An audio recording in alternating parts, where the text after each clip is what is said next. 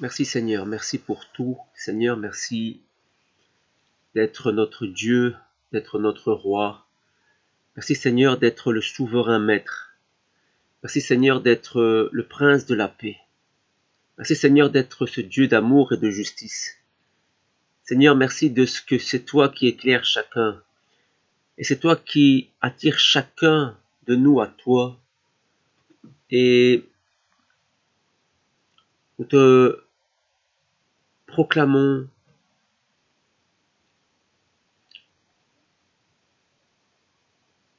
maître au-dessus de tous les maîtres. Nous te proclamons Dieu au-dessus de toutes choses. Et nous te remercions pour tout en cette saison, en ce dernier siècle, en ce siècle difficile, ce 21e siècle. Toi, Seigneur, tu es celui qui va mettre de la lumière et qui va nous aider à tenir ferme, à ce que chacun, peu importe sa position, et que chacun ouvre les yeux et tienne ferme jusqu'au dernier jour. Au nom de Yeshua, le nom au-dessus de tous les noms. Amen. Shalom, shalom. Bonjour à tous. Soyez bénis là où vous êtes, qui que vous soyez, dans quoi que vous soyez. Soyez bénis. Soyez bénis. Dieu nous a appelés à bénir. Bénissez, bénissez, bénissez et ne maudissez pas. Soyez bénis, je suis votre serviteur, Mario Moshe. Et nous allons parler aujourd'hui dans cette série numéro 6, dans cette 6e vidéo. Dans ce numéro 6, nous allons parler justement de la réelle Église, de la véritable Église de Christ. Ce que devrait être réellement l'architecture de la véritable Église. Et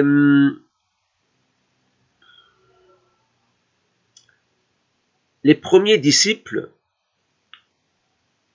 il y a 2000 ans, les disciples d'abord de Jean, le prophète Jean-Baptiste, et puis les prophètes, les disciples du prophète Jean-Baptiste, et puis les disciples de Yeshua.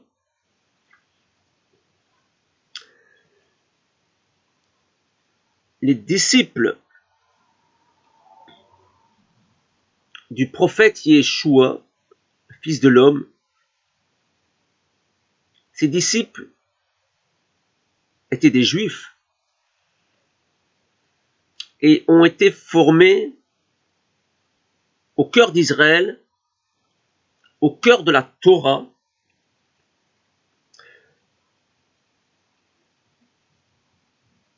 C'étaient les fils des prophètes. Depuis le prophète et patriarche Abraham, Isaac, Jacob, le grand prophète Moïse. C'est le prophète Moïse, 1500 ans avant Jésus-Christ, donc il y a 3500 ans.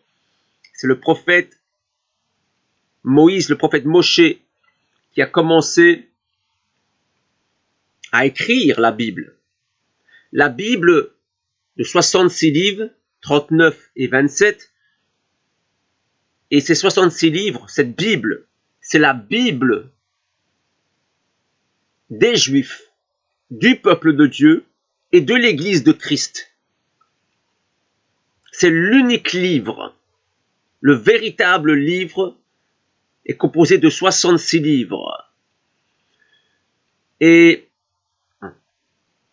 tous ces Juifs qui connaissaient la Torah écrite par Moïse, ce sont ces Juifs, ces disciples qui ont marché, qui ont suivi le prophète Jean et le prophète Yeshua, Jésus, Issa, le fils de Marie, le fils de Myriam, le fils de Mariam. Et tous ces disciples ont appris aux pieds de Yeshua. Et Yeshua leur enseignait les choses du royaume, les choses qui venaient de son Père. Et il leur démontrait la dimension du royaume de Dieu, la puissance surnaturelle du royaume de Dieu, le surnaturel de Dieu. Et il ne faut pas confondre le surnaturel de Dieu avec le paranormal de Satan. C'est deux royaumes différents. Et dans tout ce que je partage, c'est que ça n'a rien à voir avec des religions. Rien à voir avec des religions, mais ça a à voir avec le spirituel. Les choses du monde invisible, entre le surnaturel de Dieu et le paranormal de Satan. Moïse est venu devant Pharaon et devant les magiciens, et son bâton s'est transformé en serpent. Et le serpent de Moïse a mangé, a avalé les serpents des magiciens. Le surnaturel mange le paranormal. Le surnaturel de Dieu est plus puissant que le paranormal de Satan. Parce que le paranormal de Satan, c'est la copie. C'est le faux, c'est l'imitation. Le surnaturel de Dieu, c'est l'authentique, c'est le vrai.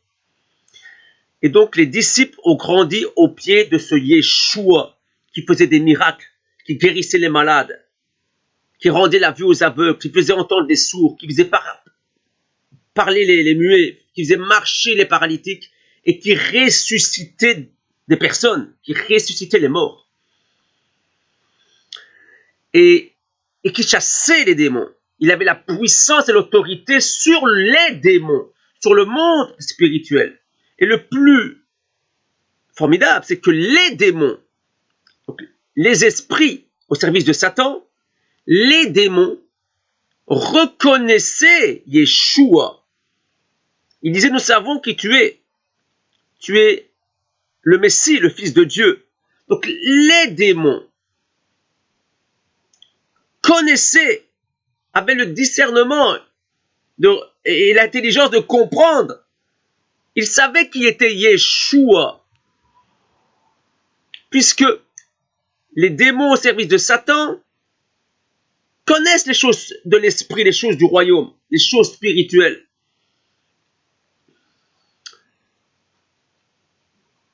Et donc les démons disaient des choses réelles qu'il faut bien comprendre. Nous savons qui tu es, Yeshua. Et Yeshua leur disait, taisez-vous.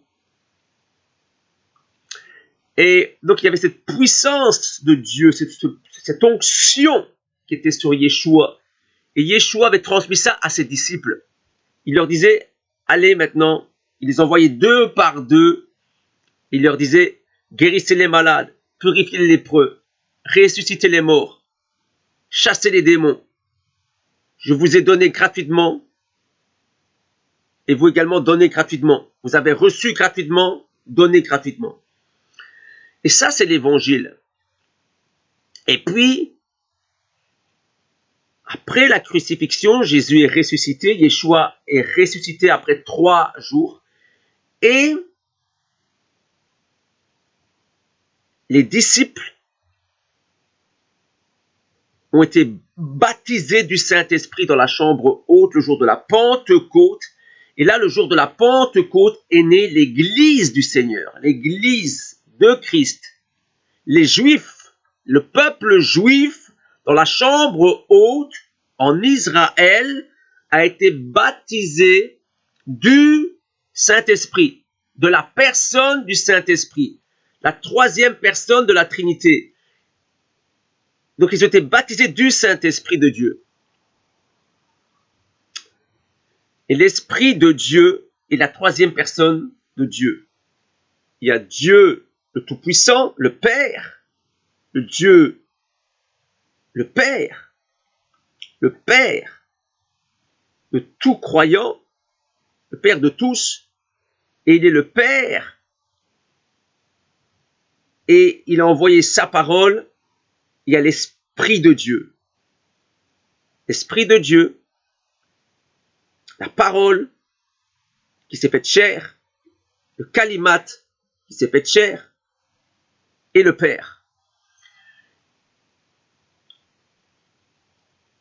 Donc les disciples sont devenus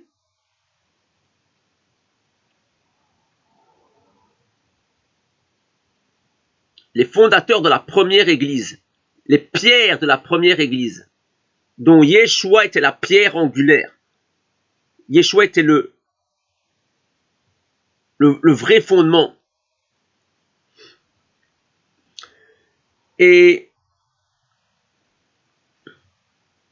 l'église est née. Et nous voyons que, après ça, il y a eu l'apôtre Paul, Paul de Tarse. Et l'apôtre Paul, qui était à la base un pharisien, qui était porté vraiment sur la Torah, a été rencontré surnaturellement par Yeshua. Et Yeshua l'a envahi, Yeshua l'a choisi, et Yeshua l'a amené à ce qu'on appelle vraiment cette conversion céleste. La conversion du royaume d'en haut. Et tous les disciples de Yeshua ont connu cette conversion d'en haut. Tous ces juifs ont connu cette vraie conversion en Yeshua. Ils ont tous été baptisés par immersion ensuite, après la résurrection, à partir de la Pentecôte, a commencé de plus en plus ce baptême par immersion, plongé complètement sous eau, au nom du Père, au nom du Fils, la parole, et au nom du Saint-Esprit, de l'Esprit de Dieu. Et puis ils ont été baptisés du Saint-Esprit, la puissance de Dieu qui vient maintenant pour leur donner la capacité d'agir.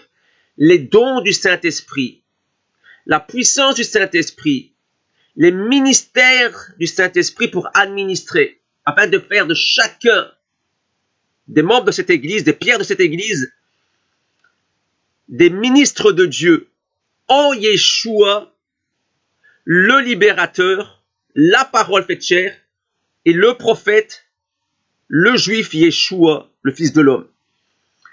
Et donc l'église est née. L'apôtre Paul a commencé à bâtir des églises, à aller de lieu en lieu, avec une équipe, avec le prophète Silas, l'évangéliste Timothée et d'autres, le docteur Luc et d'autres,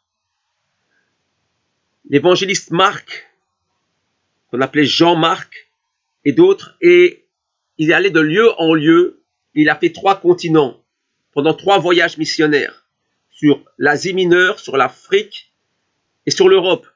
Et c'est là qu'est né les églises de Christ, le véritable christianisme, en Yeshua. Et donc, les apôtres étaient envoyés vers les Juifs, Paul lui-même allait vers les Juifs, mais ensuite Paul, comme il voyait que les Juifs étaient de plus en plus à combattre la véritable Église, la véritable foi, a commencé à aller vers les non-Juifs. Le salut nous vient des Juifs. Il a été propagé là, dans ce que voulait le plan divin, c'est aller vers toutes les nations. D'abord à Jérusalem, puis vers Israël, et puis vers toutes les nations de la terre. Et l'évangile a commencé à se propager. Cet évangile d'Israël, cet évangile depuis le Père Abraham, a commencé à se propager.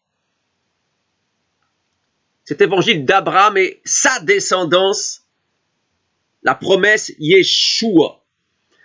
Et cet évangile allait de lieu en lieu.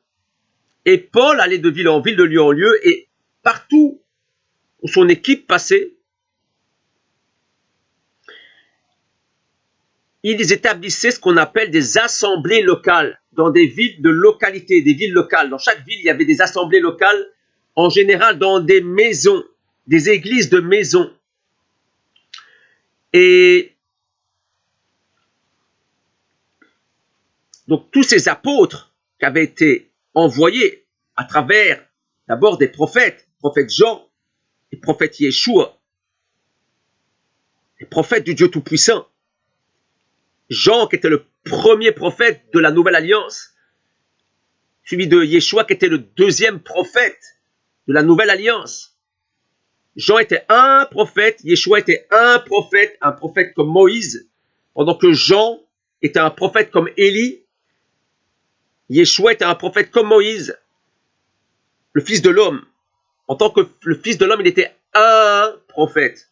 Maintenant, en tant que Dieu, en tant que la parole de Dieu, il était la pierre angulaire, ce que j'appelle le pouce. Le pouce. Et oui, le pouce, lui, il peut toucher à tout, parce qu'il est la pierre angulaire. Mais en tant que Fils de l'homme, il était un prophète, un office de prophète. Et le deuxième prophète de la Nouvelle Alliance, qui a été le successeur du prophète Jean. Et donc, l'apôtre Paul allait de lieu en lieu avec son équipe, avec des enseignants, des évangélistes, des prophètes, avec l'apôtre Barnabas, et ensemble, ils ont commencé à aller de lieu en lieu et à établir des assemblées locales. Et comment ils allaient de lieu en lieu, et dans chaque ville, ils plaçaient des évêques qu'on appelait des évêques qui avaient la fonction d'anciens, ça veut dire la fonction d'enseignant, d'enseigner. Et c'était ces évêques, plusieurs évêques dans chaque ville, donc des anciens dans chaque ville, c'était eux qui étaient les surveillants, les responsables, ceux qui veillaient sur les églises locales, et les enseignants. Et eux, ces enseignants, ces évêques-là, ces anciens, eux, ils enseignaient de façon locale, ils ne quittaient pas la ville. C'était leur territoire, c'était la ville. Et donc, dans les assemblées de maisons, les églises de maisons, les assemblées locales, mais c'est ces anciens qui surveillaient. Et ces anciens devaient être des hommes, et des hommes mariés d'une seule femme, sachant bien gérer leur famille, des hommes respectables, et des hommes qui avaient un bon témoignage, et qui devaient savoir enseigner, aptes à enseigner. Très important. Avoir la connaissance de la parole, la connaissance de la Torah, et la connaissance de l'évangile en Yeshua. Et c'est là qu'ont commencé à être écrits les évangiles. Donc, ce qu'ils avaient à ce moment-là, à la base, ils n'avaient que l'Ancien Testament. La Torah et l'Ancien Testament. Donc, de Genèse à Malachie. C'est-à-dire les 39 livres. Parce que les 27 livres de la Nouvelle Alliance commençaient seulement à s'écrire. Et l'évangile a commencé à naître. Et c'était donc des évêques, des anciens qui étaient responsables des assemblées locales. Et pas un curé, pas un pasteur, mais des anciens, des gens de la localité, pas des offices, des évêques, des anciens. Et d'ailleurs, il n'y avait pas de curé, puisqu'il n'y avait pas encore l'église catholique, parce que l'église catholique est née après 300 ans après Jésus-Christ, 300 ans, 400 ans après Jésus-Christ. On ne parlait pas de curé, on ne parlait pas de pasteur protestant, ni de curé catholique, ni tout ça. Ça, c'est l'esprit de clergé qui est arrivé après. Et Dieu n'est pas en accord avec ces esprits de clergé. Et d'ailleurs, Dieu n'est pas en accord avec cette histoire du dimanche. Et puis après 600, 700 après Jésus-Christ, il y a l'histoire du vendredi. Donc, vous voyez, c'est tout un micmac. Mais la première église, c'était les anciens, les évêques, qui étaient les responsables des églises locales. Et c'était le Shabbat qui était en fonction. Le samedi, le 7e jour était le Shabbat. Il n'y avait pas nos calendriers. Nos calendriers, là. Il n'existait pas ces calendriers où l'Église romaine a modifié le 7e jour en disant c'est plus le samedi, c'est le dimanche. Alors, le calendrier biblique du 1er siècle et du 2e siècle, c'était la Torah, c'était le calendrier biblique, le calendrier du Shabbat. Le samedi était le 7e jour, le samedi est le 7e jour au niveau biblique. Donc il n'y a pas eu tous ces mensonges, toutes ces modifications. Et les églises locales dans chaque ville étaient dirigées par des anciens. C'était les surveillants. Et donc dans ces églises locales, tous ceux qui étaient nés de nouveau, convertis en Yeshua, en général des juifs au départ, et puis arrivés les non-juifs, étaient baptisés par immersion au nom du Père, au nom du Fils, au nom du Saint-Esprit, et puis étaient baptisés du Saint-Esprit. Et quand ils étaient baptisés du Saint-Esprit, ils recevaient les talents, les ministères, les onctions, les manteaux pour administrer, pour œuvrer. Et donc ils devenaient tous des ministres de Dieu. Et là, c'était les offices. Donc là, les offices, c'est Éphésiens 4.11. Éphésiens 4.11 parle des offices. Pendant que des passages comme 1 Timothée 3.2, 1 Timothée 3.2, donc 1 Timothée chapitre 3 verset 2, dans la Nouvelle Alliance, dans le Nouveau Testament, 1 Timothée 3 verset 2 parle des anciens. Et qu'est-ce que les évêques et les anciens? Et ça, c'est pas des offices. Mais dans le Nouveau Testament, Éphésiens, le livre des Éphésiens, au chapitre 4, au verset 11, parle des offices. Les offices qui, eux, sont là, c'est des hommes masculins donnés à l'Église, des dons au corps de Christ, des hommes donnés au corps de Christ pour former le corps de Christ, pour préparer justement le corps de Christ à la formation de tous ses ministères, pour l'édification du corps de Christ, afin que chacun puisse comprendre et vivre le ministère quand il a reçu l'onction. Et donc, c'était les offices qui formaient le corps de Christ, pendant que les anciens, les évêques, eux, s'occupaient de l'assemblée locale, s'occupaient d'une seule ville. Pendant que eux, les offices, c'est des officiers de l'armée, et c'est des itinérants, des missionnaires qui vont de ville en ville pour former le corps de Christ, pour aider les anciens et former chaque ministère à être des bons ministres de Dieu. Les ministères, les ministres de Dieu, c'est tout le corps de Christ baptisé du Saint-Esprit, des hommes et des femmes. Parce qu'au niveau du ministère, au niveau de l'onction, au niveau du baptême du Saint-Esprit, il n'y a plus ni homme, ni femme.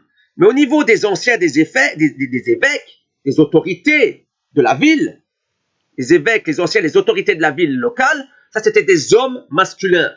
Et maintenant au niveau du corps de Christ, les offices d'Éphésiens 4.11, ça c'est des hommes masculins, des responsables du corps de Christ. Et l'autorité est remise aux hommes. Donc l'autorité du corps de Christ est remise aux offices, et l'autorité des églises locales de chaque ville est remise à des anciens, des évêques de localité de la ville locale, pour s'occuper des églises de maison. Et maintenant, dans ces églises locales, dans les villes, dans une ville, il peut y avoir plusieurs églises locales, dans chaque ville, donc il peut y avoir plusieurs églises dans chaque ville. Il n'y a pas d'esprit de clergé, il n'y a pas une église par ville. C'est des églises de maison, avec des groupes. Les anciens étaient là pour enseigner. Maintenant, dans ces églises locales, mais chacun pouvait administrer, hommes et femmes. Il y a des hommes et des femmes qui pouvaient recevoir, selon 1 Corinthiens 12, 1 Corinthiens chapitre 12, pouvaient recevoir des dons, les dons du Saint-Esprit en eux, pour administrer. J'expliquerai tout ça de mieux en mieux dans les autres séries. Et donc, une femme, un homme, pouvait recevoir le don d'enseigner, et donc pouvait administrer au niveau du don d'enseigner. Mais là, je parle des dons, et sous la surveillance des autorités masculines, des autorités des évêques et des anciens. Donc, chacun du groupe pouvait participer, mais sous l'autorité des anciens. Et ces anciens, ces églises locales, sous l'autorité des offices, des officiers. Et les officiers de Éphésiens 4.11, mais il y a 4 officiers, 4 types d'offices. 4 types d'offices. Et chaque office doit rester sur sa partie. Il ne peut pas passer ailleurs. Il doit demeurer dans sa fonction, dans son office. Chacun a un seul office, une seule casquette, un seul office. Soit il y a 4 comme. Si vous allez voir Éphésiens 4:11, il y a 4 comme. Vous pouvez les compter. Il y a 4 comme. Il y a 4 offices, 4 comme les 4 évangiles, comme les 4 points cardinaux, comme le prophète Ézéchiel parlait de cet être. Il y avait 4 êtres vivants, 4. Ils avaient chacun 4 faces. Donc il y a 4 offices, comme les 4 faces de ces êtres vivants. Il y a l'office d'apôtre, donc homme donné au corps de Christ, apôtre. L'office de prophète, homme donné au corps de Christ, office de prophète comme Jean-Baptiste, office de prophète comme Yeshua, en tant que fils de l'homme. Puis il y a l'office d'évangéliste. J'ai dit bien l'office d'évangéliste, à ne pas confondre avec une dénomination qui n'est pas biblique, qui s'appelle l'église évangélique protestante du système romain. Je ne parle pas de ça. Je ne parle pas du mot évangélique. Ça, c'est pas dans la Bible. Je parle des évangélistes appelés à évangéliser. Ça, c'est dans la Bible. Éphésiens 4:11. Donc, apôtre, prophète, évangéliste. Et là, le petit doigt, c'est les pasteurs enseignants. Je dis bien les pasteurs enseignants. L'office de pasteur enseignant. C'est-à-dire, on les appelle des pasteurs, ils sont aptes à enseigner. Pasteurs enseignants. Et les pasteurs enseignants ne sont pas à confondre avec les évêques, avec les anciens qui sont aptes à enseigner, mais qui, eux, s'occupent de l'assemblée locale. Et eux ne sont pas des offices. Tandis qu'ici, c'est un office. Le pasteur enseignant, c'est un itinérant missionnaire. Ces 4-là vont de ville en ville. Ne s'occupent pas d'une assemblée locale. S'occupent d'aller de ville en ville.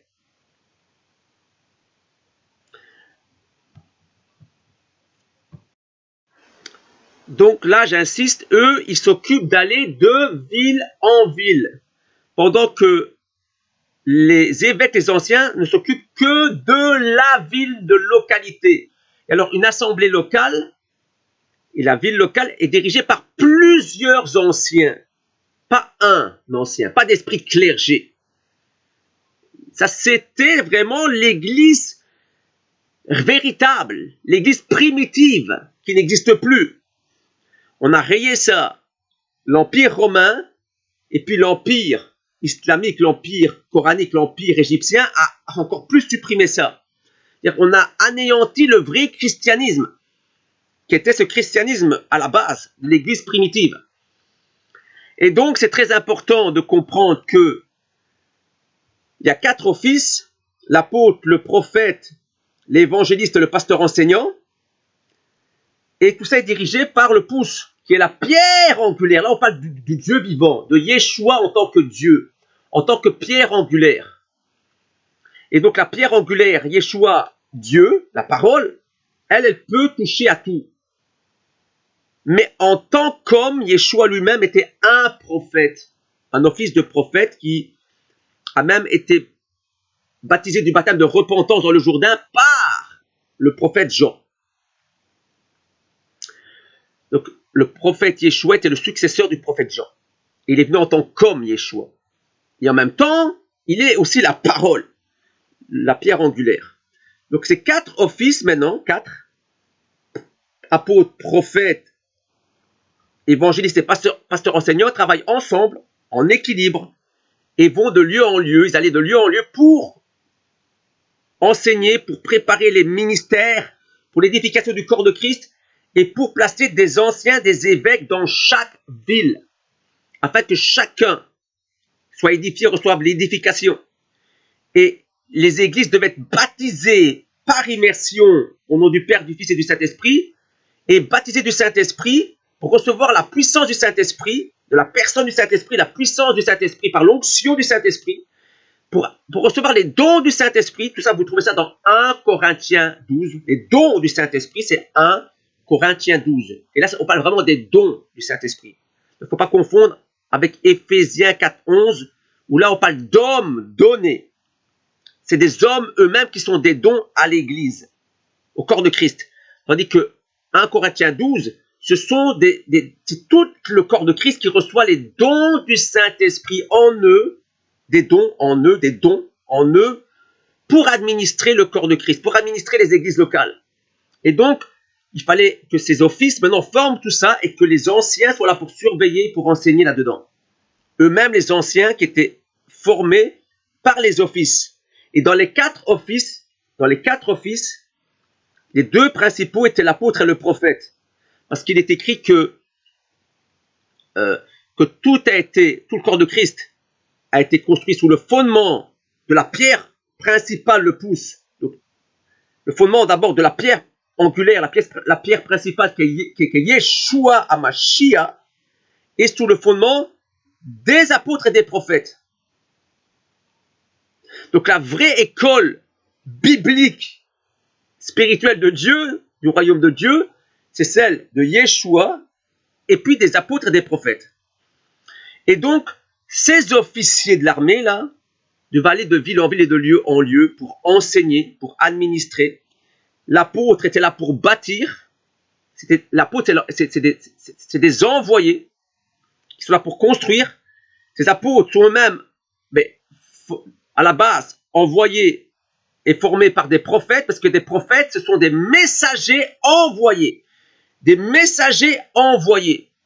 L'apôtre, c'est des envoyés. Le prophète, des messagers envoyés pour envoyer les apôtres. Et puis vient donc les évangélistes et les pasteurs enseignants. Alors, pour terminer, l'apôtre, c'est l'image du lion. Donc, l'apôtre, c'est l'image du lion. Le prophète, c'est l'image de l'aigle. L'évangéliste, c'est l'image du bœuf.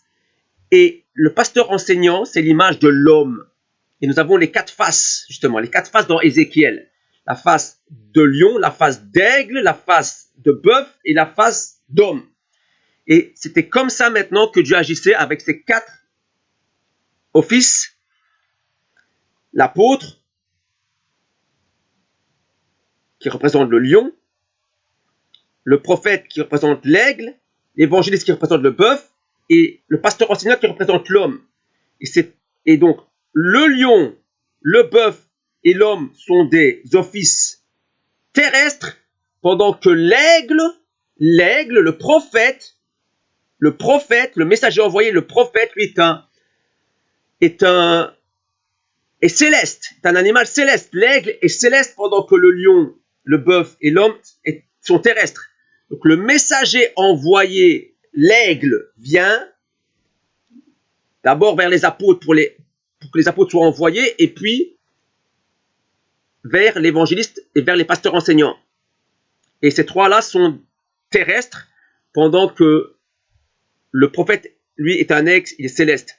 Alléluia. Père, merci Seigneur pour cet enseignement, tu souffles, et que la gloire descende maintenant, et que la paix descende. Père, je te demande de toucher, de partager, que cette vidéo circule, au nom de Yeshua, votre serviteur Mario Moshe. Amen, amen, amen, amen.